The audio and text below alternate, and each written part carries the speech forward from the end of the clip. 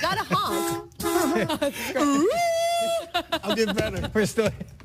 Tweet us. Use the hashtag GMFB. What?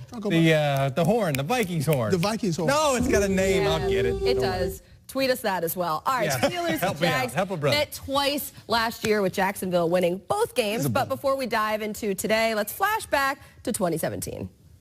It's a statement game. If you win, I think it sends a message around the league. On this Sunday afternoon, the Jacksonville Jaguars come calling.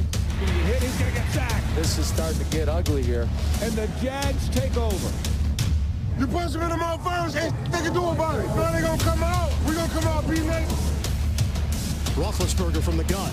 It's an interception. We in this thing, what? Fournette has extended the lead. That's how you get back in this ball game. Look up, this boy's back in the game. And the Jaguars continue to haunt Ben Roethlisberger. See you later. It sucks. Keep this taste in your mouth. No doubt, the Steelers have been ready for this game after what happened last season. Let's get you to Jacksonville for some time with Aditi Kinkhabwala, who's been covering these two teams heading in very opposite directions.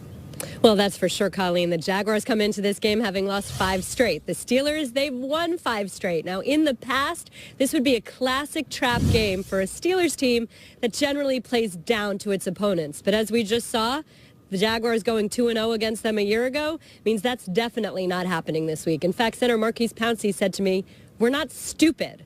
The Steelers know what they are facing in the Jaguars. They're facing a team that played significantly better at the end of last week's game. They're facing a team that has Leonard Fournette back. And the Steelers themselves are a very different team. They have a different maturity, a different seriousness of purpose than they did a year ago. There's no trash talking before this game as there was last year before that playoff game. And this Steelers team is one that's already weathered quite a bit of drama this season. Remember, they started 1-2-1.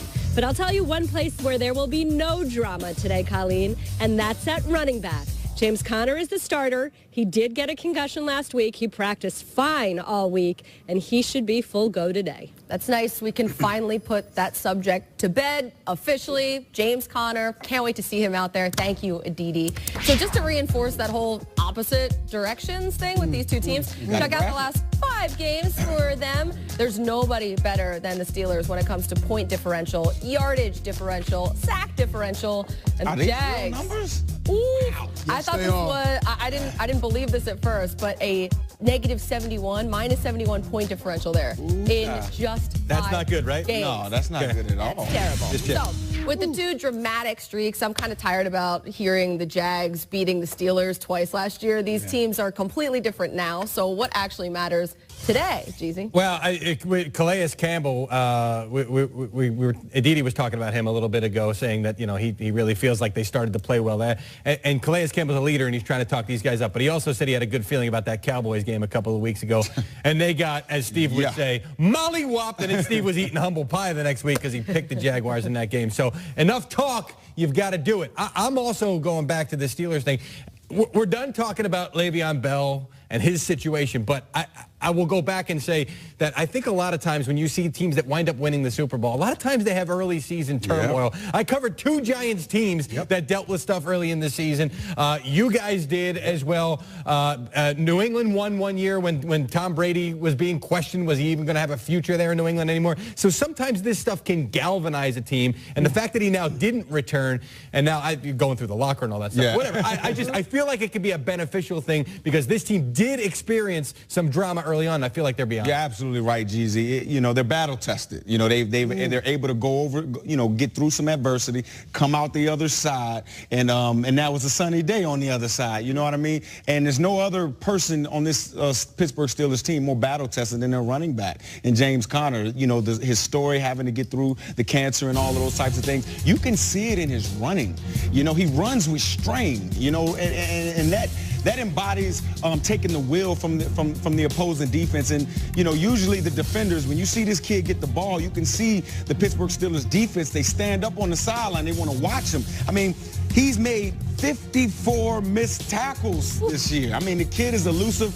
I attribute it to his young legs right now. He's a young guy. Fresh legs. He has those fresh legs. They need to feed this young kid why his legs are fresh, because he embodies everything about adversity and coming out better on the other side. Who's been better, him or Saquon Barkley this year? He has. I would have to say James Conner. Okay. No, simply because the team is winning. Absolutely. Simply because the team is winning. Nobody It's not Saquon's fault. Well, but nobody can deny from just a genetic or from a speed or power or whatever, Saquon's probably genetic. He's more of a game breaker. He's more of a game breaker. But look at the production, and his production translates to wins. I got to go with James Okay, Conner. back on track. So when I look at the Jaguars and I look at this game, I had to go statistically just trying to figure out what is going on. So you go back to 2017 and why, hence, everyone had the Jaguars as being the favorite team in the AFC. But then 2017, Calais Campbell himself had 30 quarterback hits, 105 collectively for the team, 55 sacks. That's 3.5 sacks per game, forced fumbles, 1 per game, and 21 interceptions as a team, 7 touchdowns and 83 tackles for loss. What they have now? 44 quarterbacks hit, on pace for 64, 19 sacks, forced fumbles, 2. Interceptions, 5, 1 touchdown, and tackles for loss, 41. Steve, is this the Blake Bortles effect? Do you think it's his defense seeing an offense that maybe can't score as much as they should? I don't want to blame it on one person, but when you look at this team is trending down. They have to get out of their own way. Also, they have to adjust that this success that they've had early on, where you have guys doing interviews for GQ and all that stuff, is great. And I believe if you do it, you do it. But when you talk that talk, you got to walk it. You got to walk that walk. You got to walk the walk. All right, let's, on that note, let's bring back Ian Rappaport. Ian, on that note, before I get to it, Ian, my buddy Brian Costello, who covers the Jets for the New York Post, just tweeted out, Jets coach Todd Bowles turns 55 today. Double nickel. Todd. Don't do this man on his birthday, Ian. I'll say that before we get into it. Yeah, but you do have what? news Don't do that. on a couple of coaches who could be on the way out, maybe Todd Bowles. Yeah, we'll get to the birthday boy in a second, but let's actually start, Mike, with Mike McCarthy, the Packers coach, and obviously we all saw the difficult and damning loss on Thursday night to the Seahawks. And my understanding is Mike McCarthy is, in fact, on the hot seat going forward and certainly could be in danger of losing his job after the season. Remember, they have a new general manager in Brian Gutekunst, but it is not he who's going to make the decision. It's going to be CEO Mark Murphy who's going to sit down at the end of the year and figure out if this disconnect between McCarthy and Aaron Rodgers is sustainable. And certainly there is frustration about the direction of the offense, the lack of creativity, how much is actually on Rodgers' shoulders and how much the Packers are being left behind. And honestly, I'm not sure Aaron Rodgers would be so upset if that was the eventual outcome. Now, as far as Todd Bowles goes, he is another one who is in danger. And from what I am told, Bowles has an uphill battle to keep his job after the 2018 season. They're not going to make a decision in season, in part because there really is not a successor in the building. There's no one to come in and take over for Bowles. Plus, this is a much more patient Jets organization.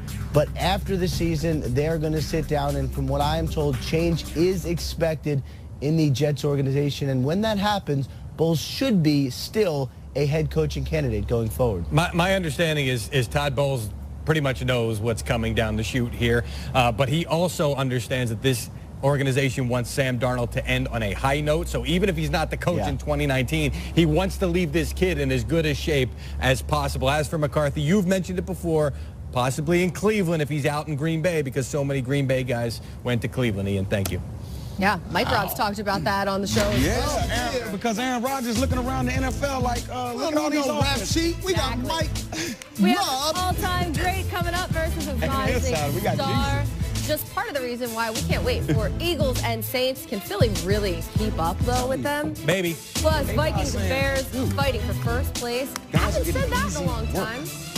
We're going to go to the Field. Guys are open. Colleen's working. We're really into that.